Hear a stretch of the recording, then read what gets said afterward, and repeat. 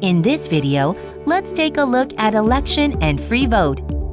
Click the New button on the Vote home screen. The election mode can be used for electing leaders for a classroom.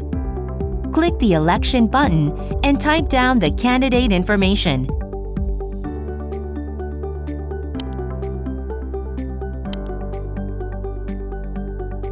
Start the election on the Vote home screen. Click the EXP button and examine candidates one by one. If all candidates are reviewed, click the All button and the SRT button. Once voting begins, the numbers of ballots voted and unvoted appear at the top of the screen.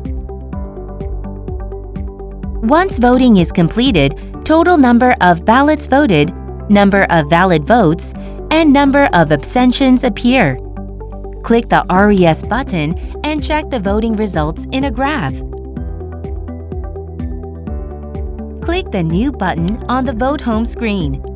The free vote mode can be used for deciding agendas. Click the Free Vote button and prepare the details.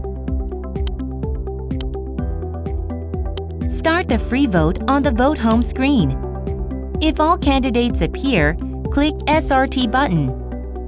Once voting begins, the numbers of ballots voted and unvoted appear at the top of the screen.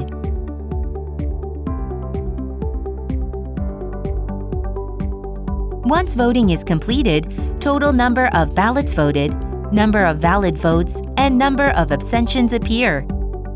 Click the RES button and check the voting results in a graph. If the open vote is selected, you can check which candidate the students voted for.